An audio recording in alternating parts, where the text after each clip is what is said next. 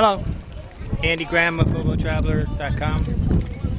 I wanted to come down here and talk to you about the beach. There's 7 funny things that I was making a list of all the 7 reasons why people retire abroad, and well, I got actually 50, but there's 7 kind of like major ones, like the beach, real estate, girls, investing, strangely city life. They go move to big cities like Singapore or something like that.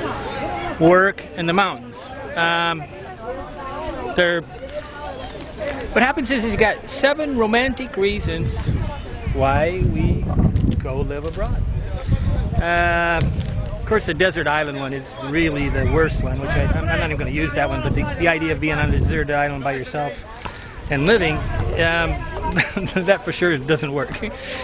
Living by yourself on a deserted island is just not paradise. Okay, so you're searching for paradise, and what's hilarious in a way is that we have these 7 reasons, and I'm going to call this the give it a try lifestyle.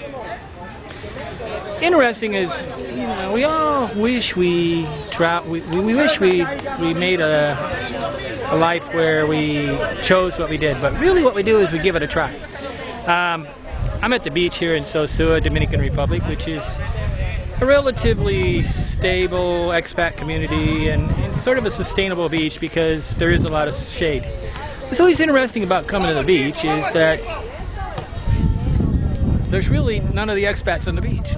Okay. This is a tourist beach, but very seldom is there actually any of the expats coming to the beach, even though they came to the beach. So it's kind of a contradiction in terms. It's a contradiction that we're coming to do something, but we're really giving it a try. And this is always the hard part here, is to actually enjoy yourself trying to do something that you didn't do your whole life. If your whole life you got up every day and went to work, that's who you are. While coming to the beach is sort of unsustainable. Okay, so what's happened is that there's 7 romantic reasons, and then there's a 7-year itch. The lifestyle of the expat living abroad is about 7 years. They actually do live about 7 years before they normally give up.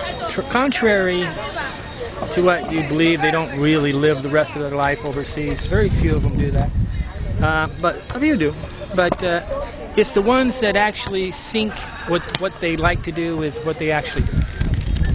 I'm going to give you some interesting, ironic things about the beach. Everybody says they've never went to the beach in their life, but they're going to move to the beach. They want to go invest in real estate overseas. They go buy a house, but which is the idea that they're going to be on the beach. But then, well, I'll try to show you.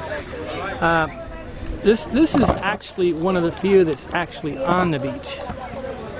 There's very few of these condos or anybody that actually ever gets up on the beach. They're in gated communities under lock and key, and you have these it's the opposite of freedom when you move overseas, because they end up going into a gated community where they're basically in a compound where they have to have an armed guard with a sawed-off shotgun letting them in. It's not the best way to do real estate. I mean, you can have everything you want without buying the real estate, which is the thing. So it's kind of like everybody's going to go do something, but really what they really wanted was something else. Okay, investing. I mean, this is, I don't know why all the retired abroad websites are talking about investing. I just think it's a con, because, you know, it's unstable to invest in America than they're going to invest in a country where, you know, the legal system doesn't even work. It's absolutely crazy. Okay, city life is probably one of the better reasons to retire abroad. Is that, you know, if you like the city life of New York, you might like the city life of Tokyo. If you like the city life of you know, Paris or whatever, there is a value of changing city life. So you can be in Hong Kong, and it's different than, you know, Singapore. Singapore is different than Bangkok, and Bangkok. So city life is a lifestyle, which is, I would think that would be one of the better reasons to live abroad. Work, I don't have any idea why you'd go work abroad. You earn 10 times the amount of money in your own country. and you can spend it, you know, it goes 10 times farther here. The mountains. Costa Rica. I always think about Costa Rica. Costa Rica is one of the most beautiful countries on the planet. It's also got more exercise per square inch than any place. I mean, it's mountains, rivers, things. And then you got these fat Americans going down there to walk around.